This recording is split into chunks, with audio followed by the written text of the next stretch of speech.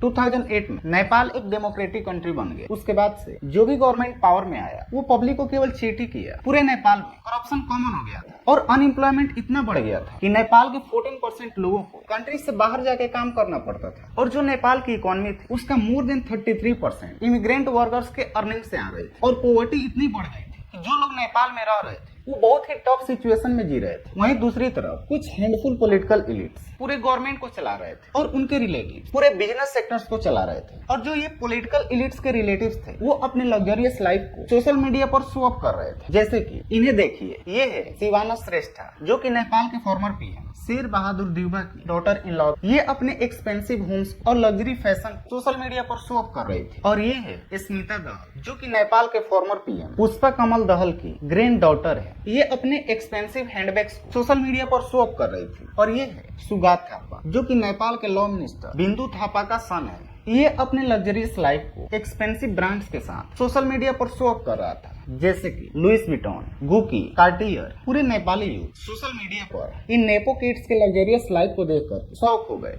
और एक बहुत बड़ा प्रोटेस्ट स्टार्ट कर दिया। और 48 आवर्स के अंदर पूरे गवर्नमेंट को टेक डाउन कर दिया। तो एक्चुअल में क्या हुआ था कि स्टूडेंट्स और एडल्ट्स पूरे गवर्नमेंट के अगेंस्ट एक बहुत बड़ा प्रोटेस्ट स्टार्ट कर दिया और अपने लाइफ के बारे में थोड़ा सा भी चिंता करे बिना पूरा सिस्टम के अगेंस्ट खड़ा हो गए। और जब गवर्नमेंट ने फोर्स को यूज करके प्रोटेस्ट को सप्रेस करना चाहा तो ये प्रोटेस्ट एक अलग ही लेवल का मोमेंटम पकड़ लिया। पुलिस और प्रोटेस्टर्स के बीच क्लेश हो गया। उसके बाद से पुलिस प्रोटेस्टर्स पर ओपन फायर स्टार्ट कर देती है, जिसमें कई चिल्ड्रन भी थे। इस वीडियो को देख करके आप सारी चीजें समझ जाएंगे। और इस वीडियो में मैं कुछ भी अपने मन से नहीं बोलूंगा, आप सारे सोर्सेस को वेरीफाई कर सकते हैं। मैं डिस्क्रिप्शन में लिंक डाल दूंगा। तो देखिए, नेपाल में बहुत सारे डेकेड से मोनार्की चलते आ रहा था, लेकिन एक बहुत बड़ा प्रोटेस्ट के बाद 2008 में नेपाल एक डेमोक्रेटिक कंट्री बन जाता है और नेपाल में मल्टी पार्टी सिस्टम को रोल आउट किया जाता है, जिससे बहुत सारी पार्टियां उभर के आती है, जैसे कि Nepali Congress, communist party of Nepal, Nepal communist party. लेकिन प्रॉब्लम ये था कि केवल 2 से 3 बिग पॉलिटिकल पार्टियां थी और ये सारे के सारे करप्ट थी। और यही 2 से 3 पार्टियां एक दूसरे से इलेक्शन में कम्पीट करते थे और इन्हीं में से कोई एक इलेक्शन को जीत जाती थी। जो नेपाल के रिसेंट 3 प्राइम मिनिस्टर थे, जैसे कि ओली, पुष्पा कमल दहल और देउबा, इन सारे पर करप्शन के एलिगेशंस थे पब्लिक फंड्स को मिसयूज करने के लिए। और जो इनके कैबिनेट मिनिस्टर्स थे ये सारे भी इन करप्शन में इन्वॉल्व थे। पूरे नेपाल में करप्शन बहुत ज्यादा कॉमन हो गया था। अगर हम कुछ रिसेंट करप्शन के बारे में बात करें तो 2017 में टैक्स सेटलमेंट कमीशन स्कैंडल हुआ अप्रोक्सीमेटली 10 बिलियन नेपाली रुपीज की, जो कि नेपाल के हिस्ट्री का बिगेस्ट स्कैंडल था। 2021 में टैक्स स्टैम्प स्कैंडल हुआ अप्रोक्सीमेटली 1 बिलियन नेपाली रुपीज की। और 2023 से लेकर के 25 तक विजिट वीजा एक्सटॉर्शन स्कैंडल हुआ, जो वर्ल्ड के 180 कंट्रीज की करप्ट लिस्ट है। उसमें नेपाल 107 नंबर पे रैंक करता है। 2017-18 में नेपाल में अनएम्प्लॉयमेंट रेट 11.4% था, लेकिन 2022-23 में ये बढ़कर 12.6% हो गया। और जो नेपाल के यंग एडल्ट्स थे वो 20.8% अनएम्प्लॉयमेंट को फेस कर रहे थे। और जो नेपाल की इकोनॉमी थी उसका मोर देन 33% इमिग्रेंट वर्कर्स के अर्निंग से आ रही थी। नेपाल के पास अपने ही सिटीजन्स के लिए बहुत ही कम अपॉर्चुनिटी था, इसलिए लाखों नेपाली सिटीजन्स हर साल गल्फ कंट्री में माइग्रेट करते थे, मलेशिया में माइग्रेट करते थे, अब्रॉड कंट्री में माइग्रेट करते थे। और जो नेपाल में रह रहे थे वो बहुत ही मुश्किल से अपना जीवन यापन कर रहे थे। अफगानिस्तान के बाद नेपाल पूरे साउथ एशिया में सेकेंड पुअरेस्ट कंट्री था, जिसका पर कैपिटा इनकम केवल $1500 थी। और नेपाल के मोर देन 14% पीपल दूसरे कंट्री में जाकर के काम करते थे। जो नेपाल के कॉमन सिविलियंस थे वो अपने डेली लाइफ में बहुत ही ज्यादा स्ट्रगल कर रहे थे। वहीं दूसरी तरफ जो नेपो किड्स थे वो लग्जरियस लाइफ जी रहे थे, और वो भी नेपाल के कॉमन सिविलियंस के पैसे से। वो अपने लग्जरियस लाइफ को सोशल मीडिया जैसे कि इंस्टाग्राम और टिकटॉक पर शेयर कर रहे थे। और जो नेपाल के यूथ थे वो इन सारे वीडियोस को और सारे पोस्ट को देख रहे थे। और जब नेपाल के यूथ ने इन सारे नेपो किड्स के इनकम के सोर्स जानना चाहा तो उनको कोई इनके इनकम का सोर्स नहीं मिला। ये जो भी अपने लग्जरियस लाइफ को सोशल मीडिया पर शो अप कर रहे थे वो किसी न किसी नेता के रिलेटिव्स थे, जैसे कि कोई लॉ मिनिस्टर का सन था, कोई फॉर्मर पीएम की ग्रैंड डॉटर थी, कोई फॉर्मर पीएम की डॉटर इन लॉ थी। और जो नेपाली यूथ थे वो करप्शन से और नेपोटिज्म से ऑलरेडी बहुत ही ज्यादा फ्रस्ट्रेटेड फील कर रहे थे, क्योंकि कुछ हैंडफुल पॉलिटिकल एलिट्स पूरे गवर्नमेंट को चला रहे थे और बैक टू बैक करप्शन कर रहे थे, वो भी पब्लिक के मनी को मिसयूज करके। तो जो नेपाल के यंग पीपल थे वो सोशल मीडिया पर यूनाइट होने लगे और नेपोटिज्म के अगेंस्ट अपने आवाज को उठाने लगे। सोशल मीडिया पर नेपो किड्स, नेपो बेबी और करप्शन, ये सारे हैशटैग्स सोशल मीडिया पर ट्रेंड करने लगा। तो 4 अगस्त को नेपाल के कम्युनिकेशन और इंफॉर्मेशन टेक्नोलॉजी के मिनिस्ट्री गाइडलाइंस जारी करता है 26 सोशल मीडिया प्लेटफॉर्म्स को बैन करने के लिए, जैसे कि यूट्यूब, फेसबुक, व्हाट्सएप, इंस्टाग्राम और ट्विटर। और अपने आप को डिफेंड करने के लिए ये एक्सक्यूज बताते हैं कि ये सारे सोशल मीडिया प्लेटफॉर्म्स जो नेपाल के कम्युनिकेशन और इंफॉर्मेशन टेक्नोलॉजी के मिनिस्ट्री थी उस पर अपने आप को रजिस्टर नहीं किया, और इन सारे सोशल मीडिया प्लेटफॉर्म्स पर फेक न्यूज, हेट स्पीच और फ्रॉड स्प्रेड किया जा रहा था। लेकिन रियलिटी ये था कि ऐसा कुछ भी नहीं हो रहा था। जैसे ही Nepali information technology ministry social media पर बैन को अनाउंस करती है, जो ऑनलाइन प्रोटेस्ट था वो ऑफलाइन में बदल जाता है और एक मोमेंटम पकड़ लेता है, क्योंकि ये सोशल मीडिया प्लेटफॉर्म्स नेपाल के यंग लोगों के लिए न्यूज का सोर्स था, एजुकेशन का सोर्स था और कम्युनिकेशन का सोर्स था।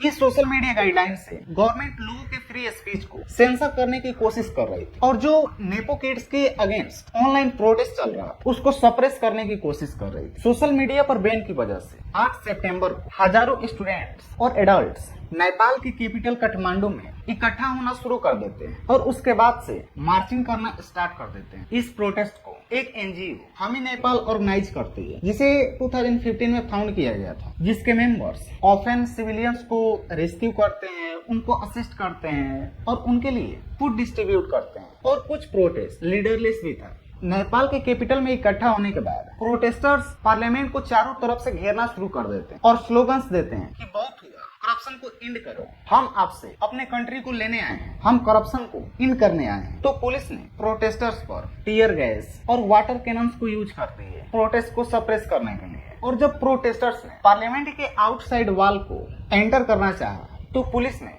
पूरे क्राउड्स पर लाइव एम्यूनिशन यूज करती है। इसके अलावा नेपाल के बहुत सारे सिटी में प्रोटेस्टर्स पर ओपन फायर भी करती है। काठमांडू के हॉस्पिटल्स को भी अटैक करने से थोड़ा सा भी हेजिटेट नहीं किया। पुलिस ने हॉस्पिटल्स में इंजर्ड सिविलियंस पर टीयर गैस को यूज किया, जिसे ट्रीटमेंट के लिए हॉस्पिटल्स में ले गया था। एक 20 साल के रोहन अंसारी ने बताया कि पुलिस ने उनके फ्रेंड को उनके सामने गोली मार दी। बहुत बड़ा एंटी करप्शन प्रोटेस्ट होने के बाद पुलिस और प्रोटेस्टर्स के बीच क्लेश हो गया। उसके बाद से नेपाली गवर्नमेंट ने सोशल मीडिया पर से बैन हटा दिया। होम मिनिस्टर रमेश लहक ने बहुत ज्यादा क्रिटिसिज्म के बाद 11 सितंबर के इवनिंग में अपने रेजिग्नेशन को प्रेसिडेंट को सबमिट कर दिया, क्योंकि इन्होंने ऑर्डर दिया था प्रोटेस्टर्स पर ओपन फायर करने के लिए, जिससे बहुत सारे प्रोटेस्टर्स की मौत हो गई और बहुत सारे इंजर्ड हो गए। पुलिस और गवर्नमेंट के इस रिस्पांस को देखकर पूरे नेपाल में अनरेस्ट फैल गया, जिससे पूरे नेपाली यूथ सड़क पर उतर आए और गवर्नमेंट ऑफिसेस में, पुलिस स्टेशन पे और पॉलिटिशियंस के रेजिडेंस में आग लगाना शुरू कर दिया। वो ओली के घर को और नेपाल के फॉर्मर पीएम जलनाथ कनाल के भी घर को आग लगा देते हैं, ताकि वो मेन एडमिनिस्ट्रेटिव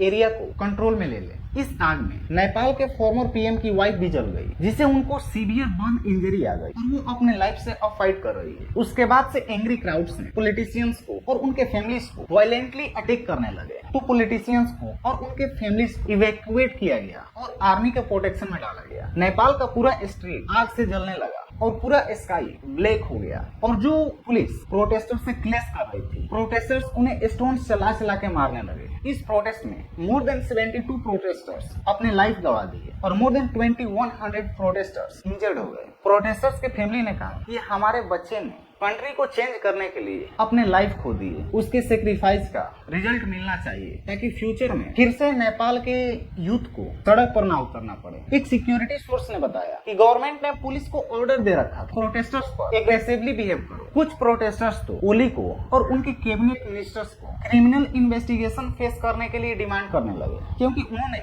पुलिस को प्रोटेस्टर्स पर ओपन फायर करने के लिए ऑर्डर दिया था। 12 सितंबर को प्राइम मिनिस्टर ओली कहते हैं कि वो कॉजुअलिटी टोल को देखकर और वायलेंस को देखकर बहुत ज्यादा सेफ फील कर रहे हैं और अपने मिस्टेक्स को एक्सेप्ट करने के बजाय ये कहते हैं कि कुछ ग्रुप से जिनका अपना इंटरेस्ट है प्रोटेस्ट को करवाने के लिए 12 सितंबर के अर्ली मॉर्निंग में प्राइम मिनिस्टर ओली अपने रेजिग्नेशन लेटर को प्रेसिडेंट को सबमिट कर देते हैं। उसके बाद से प्राइम मिनिस्टर ओली को, उनके कैबिनेट मिनिस्टर्स को और टॉप लीडर्स को इवैक्यूएट करके आर्मी के प्रोटेक्शन में डाल दिया जाता है। ओली के रिजिग्नेशन सुनते ही प्रोटेस्टर्स खुश हो जाते हैं और 48 आवर्स के अंदर ही पूरा गवर्नमेंट गिर जाती है। और नेपाली आर्मी ने ऑलरेडी नेशन वाइड कर्फ्यू लगा दिया था पीस को मेंटेन करने के लिए, जिससे स्लोली प्रोटेस्ट धीरा हो जाता है और पूरी कंट्री पीसफुल हो जाता है। उसके बाद से हजारों प्रोटेस्टर्स एक दूसरे से कम्युनिकेट करने के लिए और इंटरिम गवर्नमेंट को चूज करने के लिए डिस्कॉर्ड ऐप को यूज करते हैं। मोर देन 1,45,000 पीपल इस ऐप से ज्वाइन कर लेते हैं। उसके बाद से वो मल्टीपल पोल्स करते हैं, डिबेट करते हैं इंटरिम प्राइम मिनिस्टर को सिलेक्ट करने के लिए। लेकिन बहुत सारे लोग former chief justice Sushila Karki को as a top choice prefer करते हैं इंटरिम प्राइम मिनिस्टर के लिए, क्योंकि उनका बहुत ही ज्यादा रेपुटेशन था इंटीग्रिटी को मेंटेन करने के लिए और इसके साथ साथ उनका एंटी करप्शन इमेज था। वहीं दूसरी तरफ नेपाली प्रेसिडेंट रामचंद्र पौडेल और army chief Ashok Raj सिंहदेल protesters के रिप्रेजेंटेटिव से और सिविल सोसाइटी के एक्सपर्ट से कंसल्ट करते हैं प्रोटेस्टर्स की डिमांड को जानने के लिए। प्रोटेस्टर्स के रिप्रेजेंटेटिव्स कुछ कोर इश्यूज पर एग्री कर जाते हैं, जैसे कि पार्लियामेंट को अभी के लिए डिसॉल्व कर दिया जाए और जो farmer chief justice Sushila Karki हैं उन्हें इंटरिम प्राइम मिनिस्टर के लिए अपॉइंट कर दिया जाए। प्रेसिडेंट पौडेल और आर्मी चीफ सिंहदेल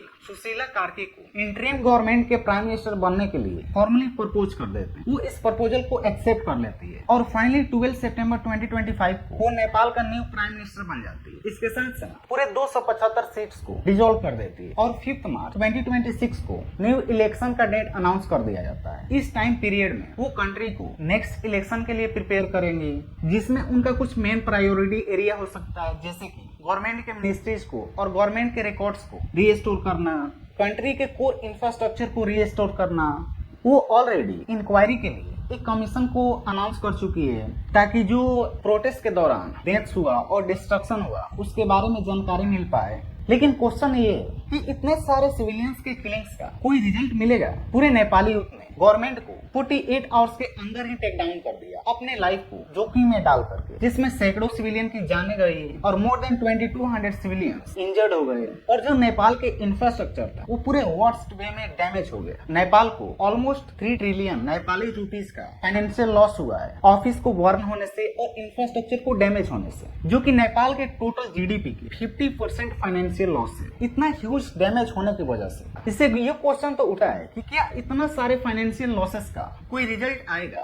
क्या नेपाल के सिविलियंस को ये राइट मिलेगा कि वो फ्यूचर में पीसफुली प्रोटेस्ट कर सके? और क्या करप्शन पूरे नेपाल से खत्म हो जाएगा? क्या गवर्नमेंट के चेंज होने से नेपोटिज्म खत्म हो जाएगा? और क्या पूरे कंट्री से अनएम्प्लॉयमेंट खत्म हो जाएगा ताकि नेपाल के वर्कर्स दूसरे कंट्री में माइग्रेट ना करना पड़े? ये सारी चीजें कैसे पॉसिबल हो पाएगी? इसके लिए नेपाली गवर्नमेंट ऐसा कॉन्स्टिट्यूशन इम्प्लीमेंट करना पड़ेगा ताकि ये सारी चीजें पॉसिबल हो पाए। और गवर्नमेंट के अलावा नेपाल के सिविलियंस को भी कंस्ट्रक्टिव होना पड़ेगा। अगर हम इंडिया के बारे में बात करें तो इंडिया का सिचुएशन भी नेपाल से बहुत ज्यादा अलग नहीं है। वर्ल्ड के करप्ट कंट्रीज के लिस्ट में इंडिया 96 नंबर पर रैंक करता है। रिसेंटली हमने इलेक्टोरल बॉन्ड्स स्कीम को देखा है 60,492 करोड़ रुपए की, जिसका नियरली 50% बीजेपी को डोनेशन मिला और इसे 2018 में बीजेपी ही लेकर के आई थी करप्शन को कम करने के लिए, जिसे सुप्रीम कोर्ट ने 2024 में अनकॉन्स्टिट्यूशनल डिक्लेयर कर दिया। इनइक्वालिटी अपने पीक पर पहुंच चुका है और जो इंडिया के टॉप 1% एलिट से वो कंट्री के 40% वेल्थ को कंट्रोल कर रहे हैं और उनके पास कंट्री का 22.6% वेल्थ है। करेंटली इंडिया में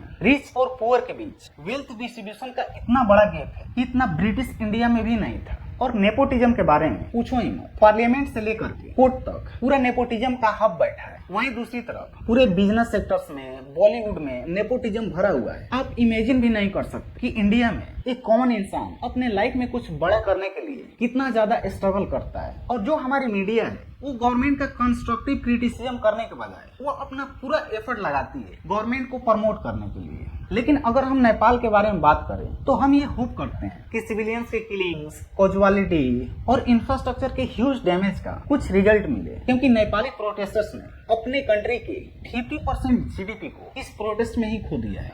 और सबसे इम्पोर्टेंट बात यह है कि इनोसेंट सिविलियंस की लाइफ का कोई वैल्यू हो, वो कोई एनिमल नहीं है, वो इंसान है। जितना एक पॉलिटिशियन के लाइफ का वैल्यू है उतना ही एक कॉमन सिविलियन के लाइफ का वैल्यू होना चाहिए। Thank you.